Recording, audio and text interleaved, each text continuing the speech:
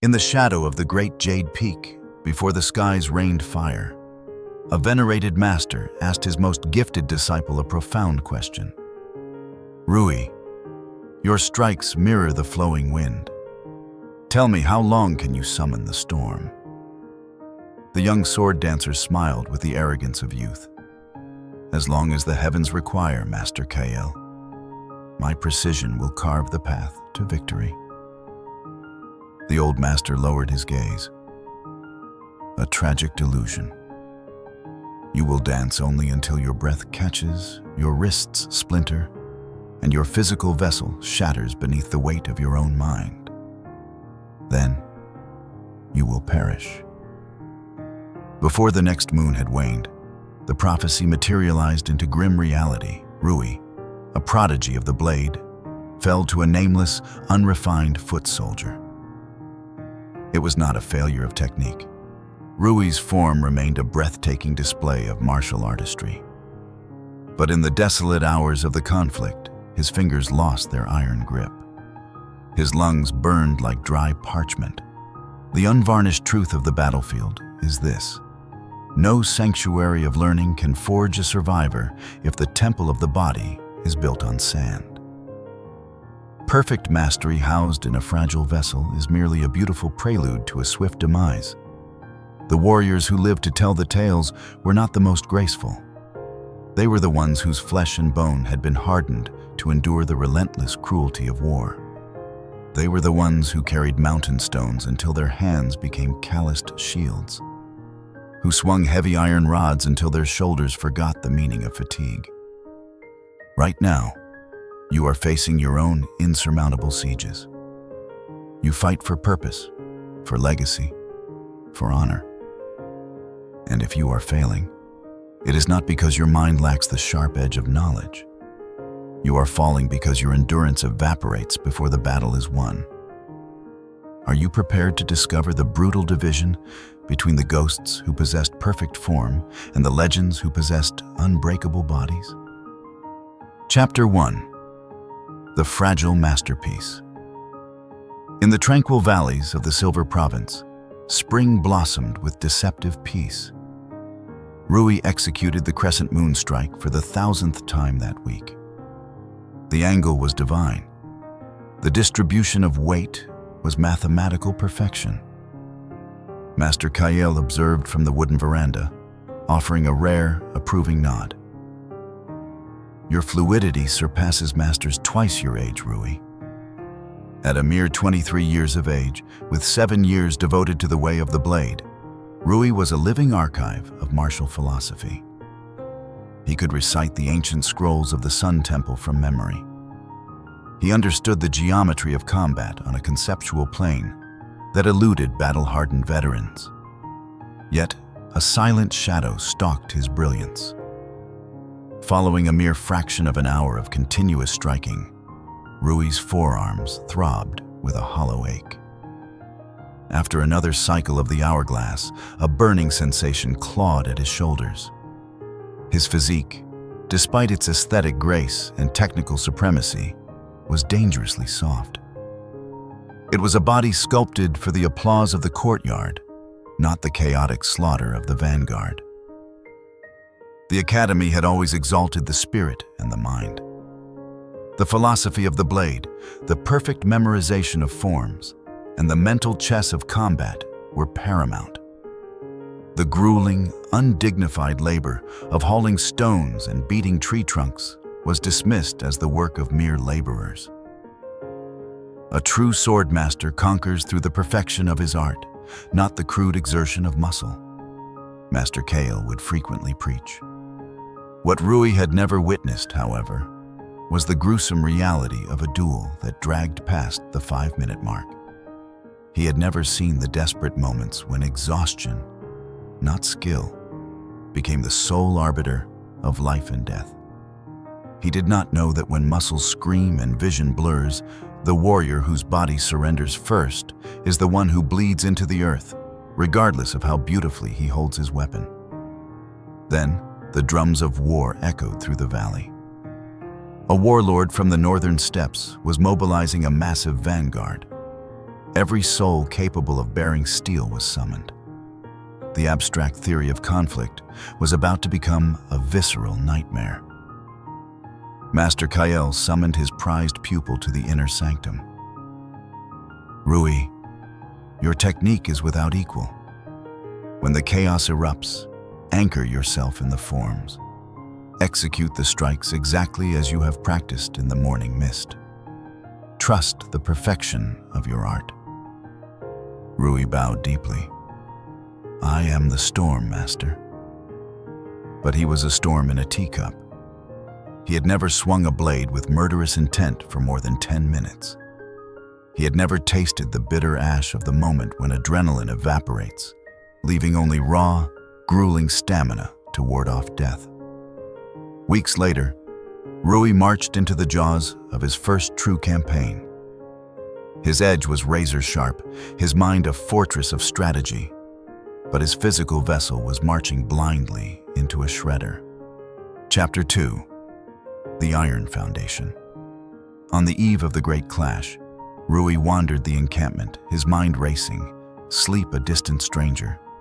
Near the edge of the forest, illuminated by flickering firelight, he stumbled upon a gathering of warriors engaging in a bizarre and savage ritual.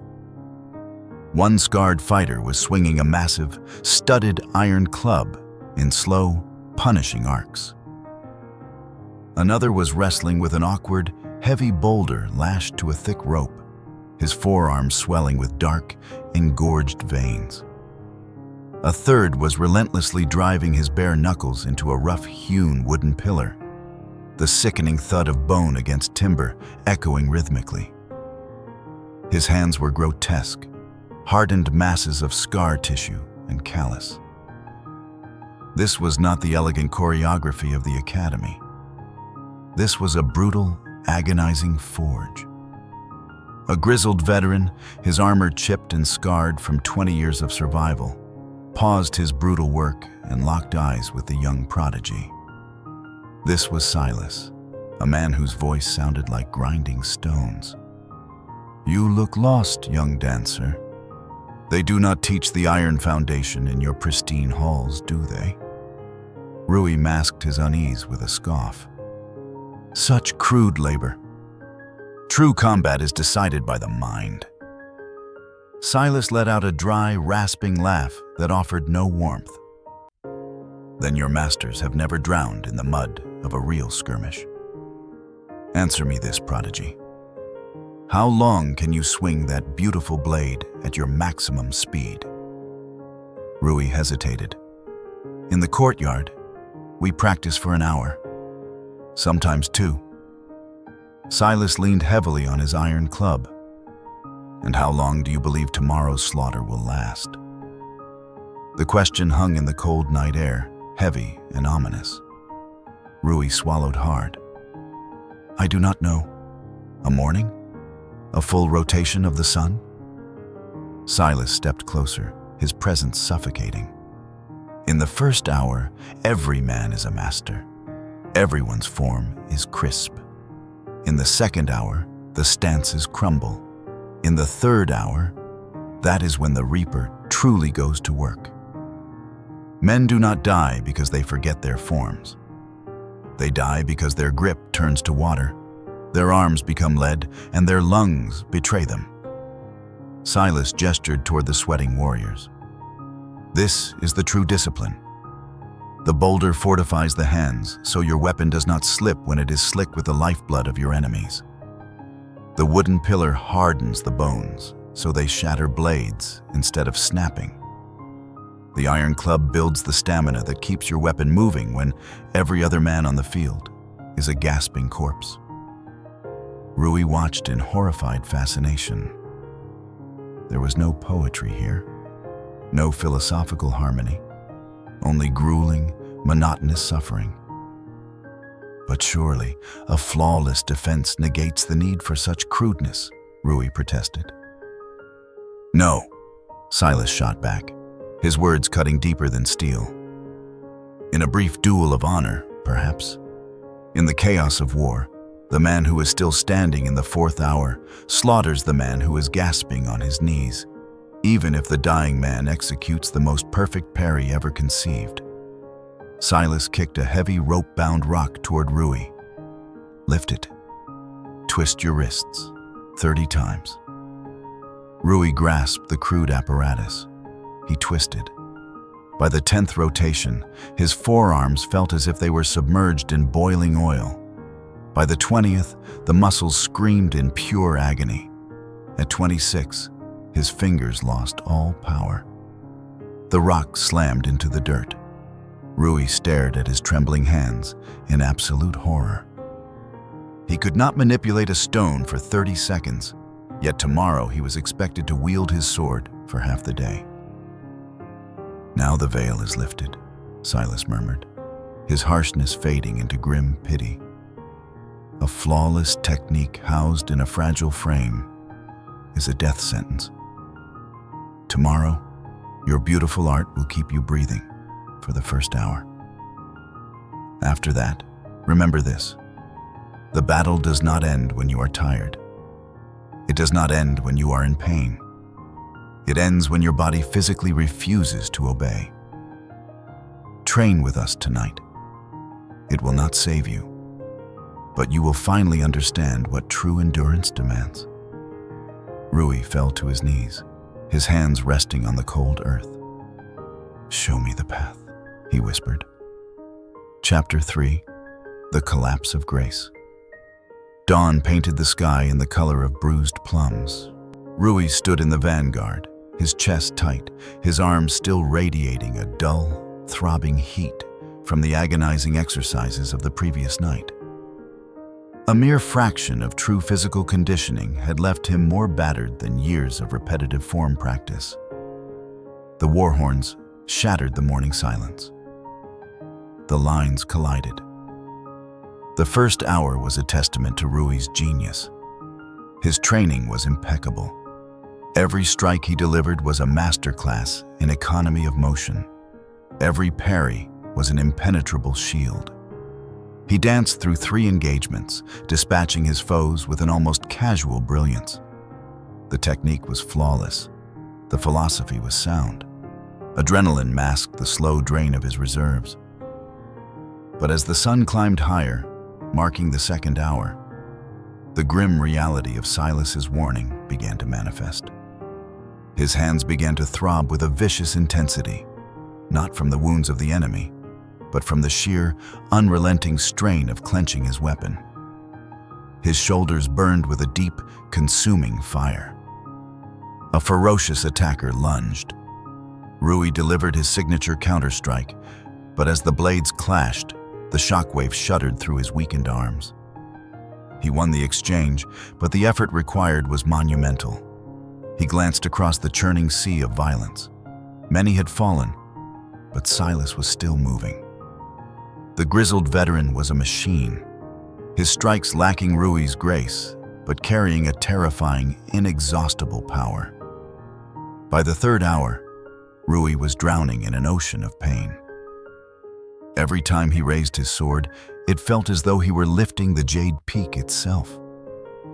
His fingers were failing to lock around the hilt. Another adversary approached, a man whose technique was sloppy, wide, and amateurish. Yet, when Rui commanded his legs to pivot, they dragged. When he ordered his arms to strike, they hesitated. The duel was a clumsy, agonizing struggle. Rui barely survived, his chest heaving, his vision dotted with black stars. His hands trembled so violently, he almost dropped his blade.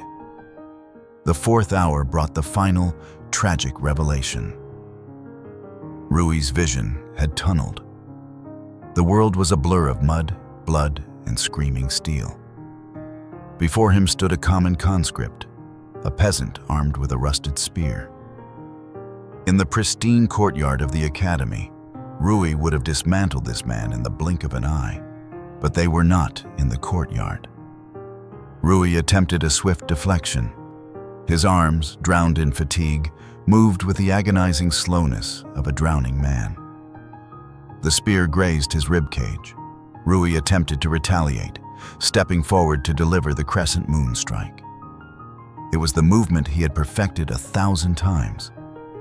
But his shoulders screamed, his grip faltered, and the majestic form collapsed into a pathetic, telegraphed swing. The peasant easily sidestepped. Rui's brilliant mind shrieked commands at his limbs, but the bodily vessel was completely, irrevocably empty. The crude spear pierced his defenses once, twice, and a third time. As Rui sank to the blood-soaked earth, his fading sight rested on the peasant standing over him. The commoner had not triumphed through skill. He had won because a lifetime of breaking soil and carrying timber had built a physical engine that simply outlasted Rui's fragile masterpiece. As the darkness claimed him, Rui finally understood the brutal truth. A mind forged in philosophy is meaningless if the body is made of glass. The greatest prodigy of his generation was dead because he was a master of the first hour, completely unprepared for the fourth. Chapter 4. The Alchemy of Endurance. When the remnants of the army returned, the devastating news reached the quiet sanctuary of the Silver Province. Master Kael received the Raven Scroll alone. Rui had fallen. Not in a glorious stand against a legion of masters, but in the muddy exhaustion of the fourth hour, felled by a lowly spearman. For the first time in his venerated life, Master Kael stared at the polished floors of his academy and saw only failure. The old master realized he had sent a brilliant mind into hell, wearing armor made of paper. What the ancient veterans understood through blood and survival, modern scholars of the human form would later quantify as the undeniable science of combat attrition. When Rui first drew his blade, his bodily energy reserves were full. His nervous system fired with lightning precision. His technique was lethal because his physical foundation could support it. However, the chaos of prolonged warfare drains the body's deepest reservoirs. As the cellular fuel depletes, the ability to generate force plummets. More critically, as fatigue toxins flood the system, the neural pathways that control fine motor skills begin to degrade. Conditioning is not merely about inflating muscles. It is about rewriting the nervous system's capacity to withstand profound suffering. Warriors who subject themselves to grueling physical trials alter their biological response to exhaustion. They do not necessarily have more mass, but their internal circuitry remains stable under apocalyptic stress. Rui's exquisite techniques required microscopic precision, a precision that completely disintegrated when his nervous system was overwhelmed by fatigue. Warriors who practiced the Iron Foundation maintained their lethal edge because their bodies were accustomed to operating in the red zone. Furthermore, the endurance of the grip is the ultimate measure of a warrior's lifespan in battle. If the hands cannot hold the weapon, all the strategy in the world is moot. Lifting awkward boulders and twisting heavy timber trains, the tendons and the neural pathways to refuse surrender. Repeatedly striking unyielding wooden pillars causes microscopic fractures in the bone, forcing the skeletal structure to heal with enhanced density. This ancient adaptation ensures that bones do not splinter upon heavy impact, allowing the warrior to deliver crushing force without destroying their own limbs. The texts of the ancient sword saints always whispered this truth: polish your soul, but forge your flesh relentlessly. A perfect technique housed in a frail body is a decorative sword, beautiful on a mount, useless in a war. Chapter 5. The Rebirth of the Temple. A full cycle of the moon passed since Rui's tragic demise. Master Kael summoned every remaining disciple to the central courtyard. The master appeared ancient. The crushing weight of his ultimate failure etched deeply into his features. "I have led you all astray," he confessed, his voice trembling but resolute. The disciples murmured in shock. A master never admitted fault. For decades, I preached the gospel of the mind. I elevated technique and strategy above the brutal reality of the physical form. I treated raw conditioning as an insult to our art. He swept his gaze across the assembled youth. Rui perished because I filled his mind with brilliance, but neglected his flesh. He died with a spirit willing to conquer, trapped in a body that surrendered. The master slammed his fist against the wooden railing. From this sun forward, the old ways are dead. We will embrace the iron foundation. You will not build your house on sand. You will forge your vessels before you polish your techniques. By noon, the pristine courtyard was transformed. Gone were the delicate incense burners and philosophical scrolls. In their place were colossal river stones, thick ironwood logs, rough hemp ropes, and striking posts wrapped in coarse straw. Master Kale brought Silas, the scarred veteran, to lead the brutal rebirth. "Show them the truth of the battlefield," Kale commanded. Silas did not waste time with poetry. He demonstrated the twisting of the stones to build unbreakable hands, the rhythmic pounding of the wooden posts to calcify the bones, and the endless swinging of heavy timber to forge shoulders that defied exhaustion. "Your fancy footwork will die long before your hands do. So, we make the hands invincible first," Silas growled. The disciples stepped forward. Within minutes, the illusion of their superiority was shattered. 10 minutes of manipulating the river stones left them writhing in agony. Half an hour of striking the posts left their knuckles swollen and bleeding. The academy had become a torture chamber of necessary pain. One young warrior, Elena, approached Master Kale after the first grueling week. Her hands were bandaged, her voice strained. "Master, my forms are deteriorating. I am too exhausted to execute the crescent moon properly." Kael's response was devoid of sympathy. "Your forms have not deteriorated, Elena. You are finally experiencing the reality of your own weakness. When your endurance catches up to your ambition, you will become truly terrifying." The transformation over the next season was miraculous. After the first moon, their grips became vices. Their weapons felt as light as reeds. By the second moon, they were training continuously for half the day, without their breathing breaking rhythm. By the third moon, they had evolved. Their bodies were lean, hardened, wrapped in dense, unforgiving muscle. But the true revelation was their combat effectiveness. Elena sparred with a visiting champion from a rival, traditional school. The visitor was a master of aesthetics, his technique unquestionably superior. Yet, as the duel dragged past the 20-minute mark, the visitor's arms grew heavy, his parries sluggish. Elena was tired, but her relentless conditioning allowed her to maintain a crushing pressure. She won, not through a more beautiful strike, but because her opponent simply lacked the physical capacity to continue defending himself. When the defeated champion asked Kael what dark magic he was teaching, the old master replied, "We stopped teaching men to die beautifully. We now teach them to survive brutally." Chapter 6. The Depths of the Forge. As the seasons turned, the survivors of the initial shock transitioned into the deep forge. The elementary conditioning was merely the gateway. Now began the true mastery of the physical vessel. They focused on 4 eternal pillars. First, the unyielding grip. They manipulated the river stones in agonizing rotations, hanging from thick branches until their fingers bled, plunging their hands into buckets of dense sand.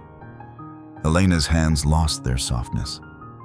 They became instruments of terrifying power, capable of sensing the structural weaknesses of an opponent's guard through the mere clash of steel. Second, the structural density. They struck the wooden pillars with increasing ferocity. They began with light impacts, gradually building over months until they were delivering full-force blows thousands of times a day. Their skeletal structures adapted, bones thickened. The pain of impact vanished, replaced by an explosive transfer of kinetic energy. Third, the endless storm. They swung the ironwood trunks in complex patterns, simulating the chaos of prolonged combat. They performed their sacred techniques while holding monstrous weights, building a deep, muscular stamina that would allow them to fight with the same ferocity in the 5th hour as they did in the first minute. Fourth, the absolute foundation. They hoisted boulders, carried heavy loads across vast distances, and trained to sprint while bearing the weight of fallen comrades. This built a holistic, total-body resilience that no traditional sparring could ever cultivate. The daily regimen was a crucible of suffering. Before dawn, they wrestled with stones. At sunrise, they battered the posts. By mid-morning, they swung the ironwood. Only after their bodies were completely drained did they begin to practice their martial techniques. The philosophy was simple. If you can execute the strike perfectly when you are entirely exhausted, you will be a god of war when you are fresh. Elena recorded her thoughts in a journal. The pain is a fire that burns away the weak parts of my spirit. I am no longer a student of the blade. I am a weapon of endurance. I know my forms will not fail, because the flesh that commands them has forgotten how to surrender. Silas watched the disciples with grim satisfaction. You are the steel. The conditioning is the fire and the hammer.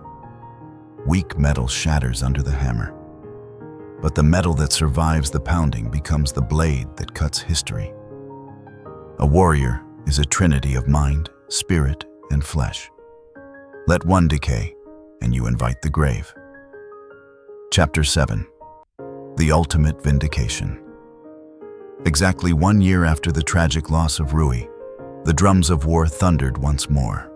The northern steppes launched a second invasion. Elena stood in the vanguard, occupying the exact physical space where Rui had stood 12 months prior. But unlike the fallen prodigy, she was not a fragile vessel holding a perfect theory. Her grip on her weapon was relaxed, yet possessed the latent power of a coiled serpent. Her legs felt rooted to the core of the earth. She had endured a year of agonizing transformation. Now, the crucible awaited. The horns wailed. The lines clashed in an explosion of violence. In the first hour, Elena's training shone, but she did not fight with desperate, panicked energy. She moved with ruthless efficiency, dispatching foes swiftly and returning to a calm baseline. By the second hour, the tragedy of the battlefield began to unfold exactly as Silas had prophesied. The warriors who relied solely on technique began to stumble. Their forms degraded. Their weapons dragged in the dirt, but Elena felt a strange, terrifying calm. The river stones had given her a grip that refused to slip. The striking posts had given her bones that absorbed shock without shattering. The heavy timber had given her shoulders that refused to tire. She pressed an enemy champion, a man of profound skill, until his lungs gave out and his guard collapsed. Then came the cursed third hour, the hour that had claimed Rui. Elena looked across the slaughter. The ground was littered with the bodies of men who had not been bested by superior skill, but whose bodies had simply quit. Exhaustion was the true conqueror. Surrounded by this slow-motion collapse, Elena thrived. Her technique was no longer the pristine art of the courtyard, but it possessed a savage, unyielding power. She faced a grizzled warlord, a veteran of countless raids. His technique was exquisite, refined over decades. But his body was aging, his stamina hollow. They clashed for an eternity. The warlord's skill kept him alive, deflecting Elena's relentless assault. But Elena's conditioning was an unstoppable tide. She offered no pause, no respite. Finally, the warlord's fingers opened. His weapon fell to the mud. Elena did not deliver the killing blow. She simply nodded and moved forward. The warlord was defeated by his own fatigue. In the fourth hour, the battlefield was a wasteland of gasping survivors and the dead. Elena was battered, bleeding, and bruised. Her muscles screamed, but they did not fail. Because she had spent a year dragging herself through the hell of the Iron Foundation, she could still raise her blade when the rest of the world had fallen to its knees. She spotted Silas across the field, his armor stained, still swinging his heavy club with terrifying rhythm. They locked eyes, acknowledging the grim truth of their survival. When the slaughter finally ceased, Elena collapsed against a ruined cart she had lived. Rui had died with a perfect form. Elena lived with a battered, imperfect technique fueled by a monstrous, unbreakable endurance. Master Kale walked the blood-soaked earth as twilight descended. He found Elena tending to the wounded. "What truth did you discover in the mud, Elena?" the old master asked softly. Elena looked at her scarred, unyielding hands. "I learned that skill without stamina is a beautiful lie. Endurance without skill is a dangerous gamble. But endurance forged together with skill is the only truth that allows a warrior to live long enough to become a legend." Kael smiled, a tear cutting through the soot on his cheek. "Rui gave his life to teach us this lesson. You gave your blood to prove it. The victors out there are not the most elegant dancers. They are the ones whose flesh refuse to quit. The Iron Foundation is not an addition to the art. It is the very earth upon which the art is built." Elena nodded, looking at the laborers and farmers who had survived alongside the elite warriors. "We were fools to think physical labor was beneath us. The peasant swings a scythe all day and builds an engine of survival. The elite practices a beautiful dance and wonders why he dies in the dirt. The conditioning is the great equalizer." "It goes deeper," Kyle whispered into the night. "The willingness to suffer in training, to push the stone when your body screams for mercy, that is the true forge of the soul. The discipline to endure pain voluntarily is what separates the true warrior from the mere fighter. We have honored Rui's memory today.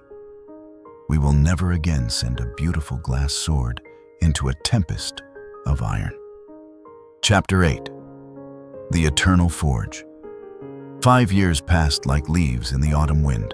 Master Kale had retreated to the high mountains, leaving the academy in the calloused, capable hands of Master Elena.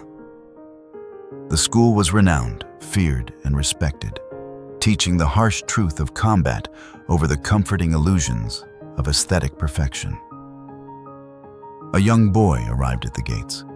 He was eager, fiercely talented, and carried himself with a familiar, arrogant grace. He reminded Elena achingly of Rui. "Master Elena," the boy declared boldly, "I have come to master the unseen strikes. I wish to be the most legendary blade in the Empire." Elena offered a knowing, slightly sad smile. "Come with me for your first lesson." She led the boy past the pristine wooden dojo floors and out into the dirt courtyard, filled with river stones, battered wooden posts, heavy ropes, and ironwood logs. The boy frowned, deeply confused. "Master, I came to learn the secret techniques of the blade. These are the tools of common laborers." "Yes," Elena replied coldly. "And this is where you will discover if you are truly meant to hold a blade. Pick up that heavy river stone. Twist it until I tell you to stop." The boy struggled with the awkward weight. He managed 20 twists before the stone plummeted from his failing grasp. He gasped, rubbing his forearms. I failed because my technique with the stone is poor." You failed because you are weak, Elena corrected sharply. Weakness is a temporary condition, but choosing to remain weak while believing your pretty techniques will save you, that is a fatal disease. Sit down. Elena pointed toward the mountains. Let me tell you a story about a prodigy named Rui. He had the most brilliant mind this valley ever produced. His techniques were flawless. He was dead at 23 because his masters failed to teach him what I am going to teach you. Every fool who walks through those gates wants a secret scroll. They want a hidden path to glory. Here is the only secret of the warrior. There is no secret. There is only agonizing, unglamorous, brutal physical suffering sustained over years.